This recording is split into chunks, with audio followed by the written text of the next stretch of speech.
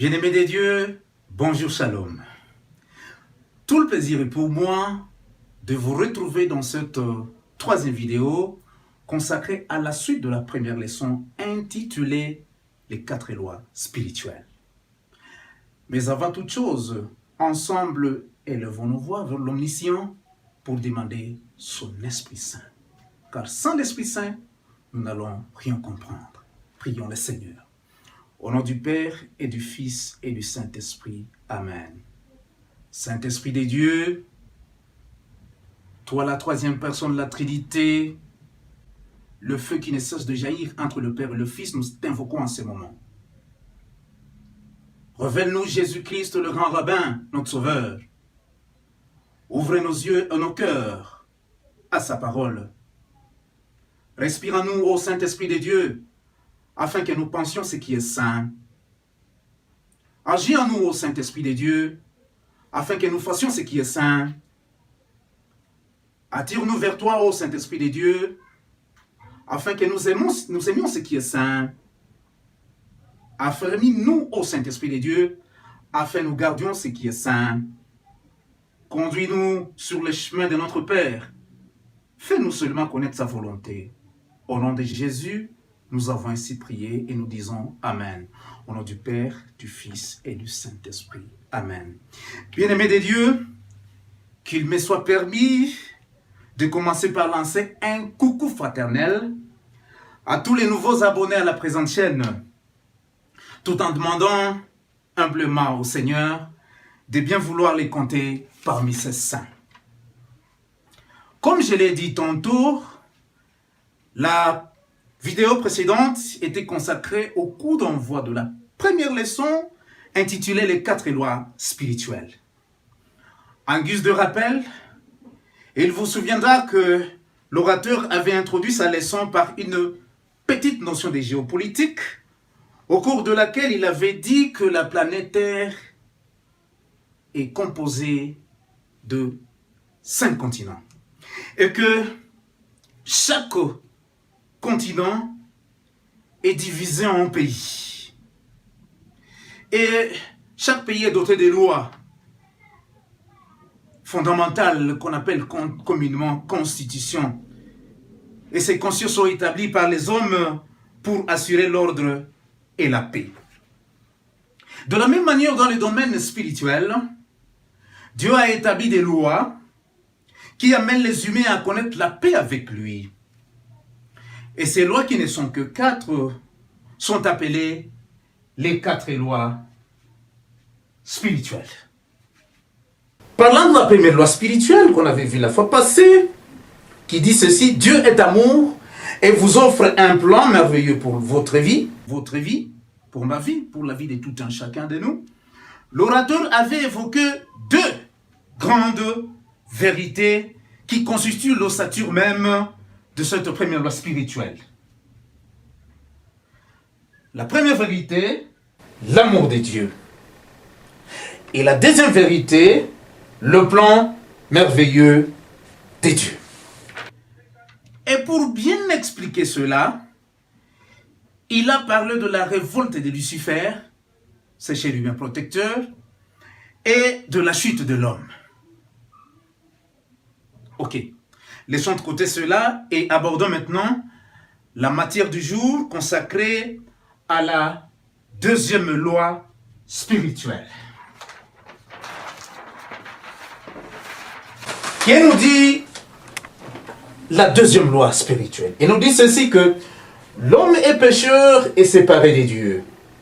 Ainsi, il ne peut connaître et expérimenter l'amour et le plan de Dieu dans sa vie. Dans ce grand titre apparaissent 2 grandes vérités également. Quelles sont ces 2 grandes vérités? La première vérité dit ceci: l'homme est pécheur. C'est la première vérité. Bien-aimés, le péché est le dénominateur commun pour tous les humains. D'ailleurs, la Sainte Bible, dans l'Épître aux Romains, en son 3e chapitre, verset 23, l'affirme si bien. Qu'est-ce qu'il dit? Tous ont péché et sont privés de la gloire de Dieu. Romains 3, verset 23a. Dieu a créé l'homme pour vivre en relation intime avec lui. Mais, depuis le jardin d'Éden, l'homme a choisi librement son propre chemin. Et cela a eu comme retombée la rupture de cette relation intime avec Dieu. Et c'est ce que la Bible appelle péché. Mais, qu'est-ce que le péché? Quand est-ce que le péché se manifeste? Quand est-ce que le péché se manifeste? À cette question, nous allons réserver 4 réponses. Première réponse. Le péché se manifeste quand l'homme se rebelle contre Dieu, à la manière de Lucifer et ses anges. Deuxième réponse. Le péché se manifeste quand l'homme ne se soucie pas de Dieu, à la manière des hommes du temps de la tour de Babel. Troisième réponse. Le péché se manifeste quand l'homme n'atteint pas le standard parfait de vie établi par Dieu. Et quatrième et dernière réponse. Le péché se manifeste quand l'homme ne partage pas la vie de Dieu avec les autres. Une question importante se pose. Qu'est-ce que partager la vie de Dieu avec les autres? Réponse. Partager la vie de Dieu avec les autres, c'est vivre le message de la croix. Qu'est-ce que la croix?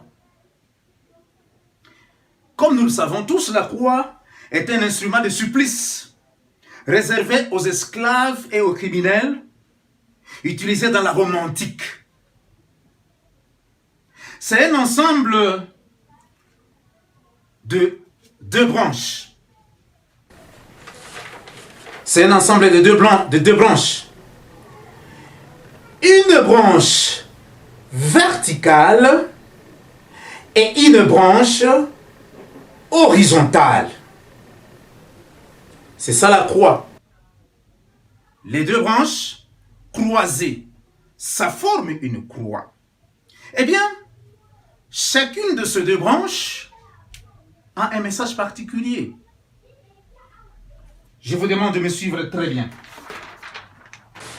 La croix, les 2 branches. La branche verticale de la croix, en bas nous avons l'homme et en haut nous avons Dieu. Tandis que la branche horizontale de la croix, à mon extrême gauche, nous avons l'homme et à mon extrême droite, nous avons le prochain. Qu'est-ce que cela veut dire? Suivons très bien.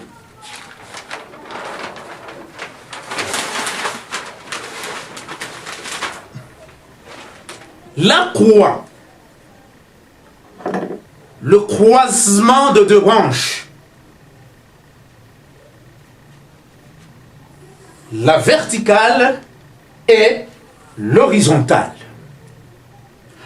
Au milieu, au croisement de ces 2 branches, nous avons Jésus-Christ, qui est au milieu là-bas. Au milieu, au croisement de ces 2 branches. Que fait Jésus-Christ au milieu, au croisement de ces 2 branches, au centre? Eh bien, Jésus-Christ joue un rôle très important ici. Il n'est pas là pour rien. Jésus-Christ n'est pas là pour rien. Il joue un rôle très important ici. Quel est ce rôle? C'est le rôle de réconciliateur. Jésus joue le rôle de réconciliateur. Qu'est-ce qu'il réconcilie? Au croisement au milieu, Jésus réconcilie l'homme avec son Créateur. Donc Jésus-Christ est le réconciliateur entre l'homme et Dieu son Créateur. C'est ça le rôle de Jésus pour la branche verticale. Pour la branche horizontale, que fait Jésus? Jésus, en tant que réconciliateur, il réconcilie l'homme avec son prochain. Voilà le rôle de Jésus et le message de la croix. Un message très important. Alors, allons encore à la verticale. À la verticale, on a dit que Jésus vient réconcilier l'homme avec son Créateur. Et nous trouvons cela comme premier exemple dans Luc 23, verset 34a. Nous pouvons rapidement lire ensemble la Sainte Bible, Luc 23,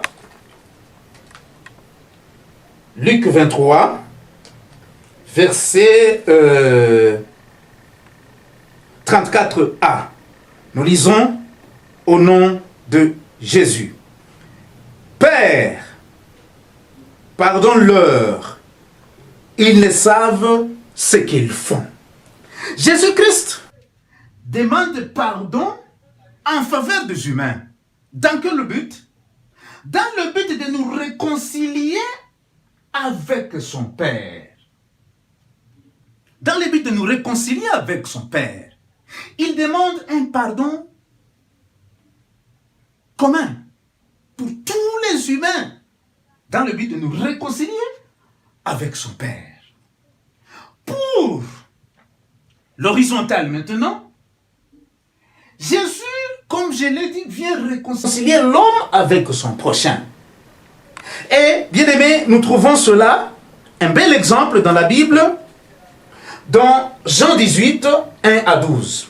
Comme nous le savons tous, c'est l'histoire de l'arrestation de Jésus-Christ. Au jardin de Gethsemane, une troupe de soldats et de gardes du temple viennent de la part des Juifs et des prêtres et des pharisiens pour arrêter Jésus. Et la Bible nous dit que, mécontent de leur présence, Simon-Pierre, qui était l'un de tous et le courageux de son état, qu'est-ce qu'il avait fait? Il a sorti son épée de son étui et a coupé l'oreille droite d'un des serviteurs du grand prêtre qu'on appelait Malchus. La Bible nous dit, Jésus a posé un acte très significatif. Qu'est-ce qu'il a fait? Il a ramassé l'oreille coupée et l'a remis à sa place. Qu'est-ce que cela veut dire?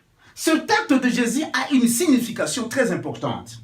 En remettant l'oreille de Malchus, l'oreille coupée de Malchus à sa place, Jésus-Christ est venu réconcilier Simon-Pierre avec son prochain Malchus. Jésus-Christ est venu réconcilier les disciples avec leur bourreau. Jésus-Christ est venu nous réconcilier avec ceux qui nous font souffrir, nos bourreaux, nos prochains, les autres. Jésus-Christ, le grand réconciliateur. Amen. Ça, c'est très important. Et, d'ailleurs, après avoir ramassé ce morceau d'oreille et de le remettre à sa place, il avait intimé l'ordre à tous les apôtres de ne pas faire usage de leurs épées. Ça, c'est le rôle du grand réconciliateur Jésus-Christ. Il est venu nous réconcilier avec nos prochains. Maintenant, il y a quelque chose qu'on va ajouter. Pour la verticale, Jésus-Christ nous réconcilie avec Dieu le Père. Et là, qu'est-ce qu'il vient faire? Il vient établir une communauté d'amour avec notre Créateur, Dieu, son Père et notre Père. Jésus est venu établir la communauté d'amour entre nous et Dieu le Père. Pour l'horizontale, qu'est-ce que Jésus a fait? En nous réconciliant avec notre prochain, Jésus-Christ est venu établir une communauté d'amour avec nos prochains. Et ça, c'est très important. Bref, Jésus-Christ, je dis bien, seul Jésus-Christ est capable de nous réconcilier à la fois avec Dieu le Père et avec nos prochains. Personne d'autre. Seul Jésus-Christ, je répète, est capable de nous réconcilier avec Dieu le Père et avec nos prochains. Ça, c'est très important. Alors, allons à la deuxième vérité rapidement.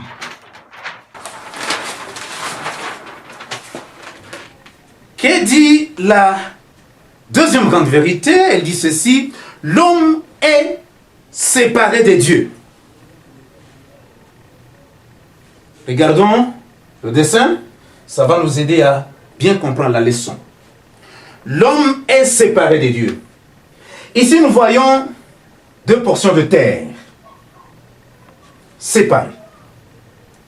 Ces deux portions avant étaient une seule portion. Mais qu'est-ce qui fait que ces deux portions se sont séparées? C'est le péché. Aussitôt que Adam et Ève ont mangé le fruit défendu dans le jardin d'Éden, il y a eu une séparation entre l'homme pécheur et Dieu saint.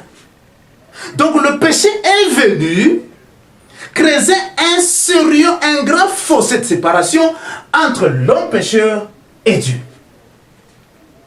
C'est pourquoi vous voyez, il y a deux portions qui sont séparées. Ça, c'est un trou béant, tellement grand, qui sépare les deux portions. Donc, qui sépare l'homme pécheur et Dieu. Et, deuxième dessin en bas, nous voyons quoi? Nous voyons avec le péché, l'homme séparé de Dieu, Dieu reste loin de l'homme, là-haut très loin. Et l'homme reste en bas. Vraiment en bas. Et qu'est-ce que l'homme fait? Depuis le jardin d'Éden, l'homme était séparé de son Créateur. C'est ce que nous dit d'abord la Bible dans Romains 6, 23a. Romains 6, 23a que nous allons lire ensemble. Romains, chapitre 6, verset 3. Verset 23, pardon. Verset 23. Romains, chapitre 6, verset 23. La Bible nous dit exactement ceci. Car le salaire du péché, c'est la mort. Mais les dons gratuits de Dieu, c'est la vie éternelle dans le Christ Jésus, notre Sauveur. Amen. Le salaire du péché, c'est la mort. La mort dont parle la Bible ici, c'est la séparation spirituelle entre l'homme pécheur et Dieu. La séparation. La séparation entre l'homme et Dieu. Bien-aimés, avant la venue du Sauveur sur terre, les hommes ont continuellement essayé de rejoindre Dieu par leurs propres efforts, de rejoindre Dieu. Ils ont essayé de faire ça, mais ils n'ont pas pu. Pourquoi? Parce que le trou de séparation était tellement grand. L'homme lui-même ne pouvait pas. C'est pourquoi il a tenté, moyennant plusieurs pratiques, notamment par la morale, par la philosophie, par la drogue, par différentes religions qu'il s'est créées lui-même, par des offrandes, des sacrifices, ainsi de suite. Mais, hélas, tout cela était vain. C'était comme grimper sur un poteau bien huilé. Vraiment, c'était vain. Bien-aimé, le péché implique l'indifférence à Dieu. Et il est caractérisé par une révolte active ou passive contre Dieu. Et nous trouvons cela dans Ésaïe, chapitre 1er, verset 2. Ésaïe, chapitre 1er, verset 2, que nous allons lire ensemble. Ésaïe, chapitre 1er, verset 2. Là, c'est le Seigneur qui parle. Cieux, écoutez. Terre, prête l'oreille car Yahweh parle. J'ai élevé des enfants. Je les ai fait grandir. Mais ils se sont révoltés contre moi. Amen. Ça, c'est le Seigneur qui parle. Bien-aimés, la séparation de l'homme d'avec son Dieu entraîne ipso facto la séparation de l'homme d'avec son prochain. Ça, c'est automatique. Je répète. La séparation de l'homme d'avec Dieu entraîne ipso facto la séparation de l'homme avec son prochain. C'est comment? Cette séparation, voilà, la croix est là. Qu'est-ce que cette séparation fait? Première chose, il y a rupture des deux branches. Rupture des deux branches. Deuxième chose, brisement de chacune de ces branches. L'horizontale se brise. Donc, il n'y a plus relation entre l'homme et Dieu, car l'horizontale s'est brisée, la verticale s'est brisée. Quant à l'horizontale, avec cette séparation, ça vient faire quoi? Ça brise. Donc,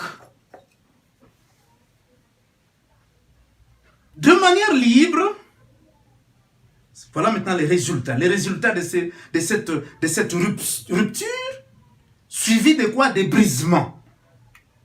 Brisement de la branche verticale et brisement de la branche horizontale. Résultat. De manière libre, l'homme prend Dieu pour son ennemi, sans aucune raison. Sans aucune raison. Et là maintenant, qu'est-ce qui se passe? L'athéisme s'installe. Comme ce que nous sommes en train de vivre actuellement. L'athéisme s'installe, le satanisme s'installe, l'homosexualité s'installe, les extravagances de toutes sortes s'installent, la déchristianisation s'installe, les péchés gagnent du terrain. Bref, c'est le 6, 6, 6. 666 qui veut dire tout simplement un monde libre sans Dieu. Deuxième résultat. Pour ce qui est maintenant de la relation entre l'homme et son prochain. Lorsqu'il y a rupture et brisement de la croix, l'homme devient facilement l'ennemi de son prochain. Facilement. Et qu'est-ce qu'on remarque à ce moment-là? La peur de l'autre s'installe. Mais là, pour chacun, c'est le qui-vive. On n'a pas confiance en qui que ce soit. La méfiance règne. L'homme vit le chacun pour soi. Comme actuellement. C'est le chacun pour soi, Dieu pour tous. La haine s'installe. La xénophobie s'installe. L'homophobie s'installe. Le tribalisme s'installe. Le régionalisme s'installe. Et toute forme de séparation s'installe. Et facilement, sans aucune raison, c'est ce que nous sommes en train de vivre actuellement dans nos familles, dans nos maisons, dans nos sociétés. L'épouse devient facilement l'ennemi de l'épouse et vice-versa. L'enfant devient facilement l'ennemi de son parent et vice-versa. L'employeur devient l'ennemi de l'employé et vice-versa. Le gouverneur devient l'ennemi du gouverné et vice-versa. Le frère devient ennemi de sa sœur et vice-versa. Le pasteur devient ennemi du fidèle et vice-versa. Le chef devient ennemi du subalterne, ainsi de suite et vice-versa. Et avec tout ça, guerre, rébellion, terrorisme, viol, assassinat, trafic d'organes humains, ainsi de suite. C'est ce que nous sommes en train de vivre actuellement. Maintenant, une dernière question. Comment pallier à cette situation? Comment relier les deux portions séparées? Comment combler ce trou béant qui sépare l'homme pécheur et Dieu saint? Comment faire de sorte que Dieu s'approche encore de l'homme et l'homme s'approche encore de son Créateur, qu'il n'y ait plus ce vide ici? Comment faire? Eh bien, la réponse à cette pertinente question nous sera donnée de manière claire dans la prochaine vidéo qui sera consacrée à la troisième loi spirituelle. Allez, c'en est fini pour aujourd'hui, bien-aimés. Soyez bénis, vous et les vôtres. À Jésus seul la gloire et à bientôt. Que Dieu vous bénisse. Amen.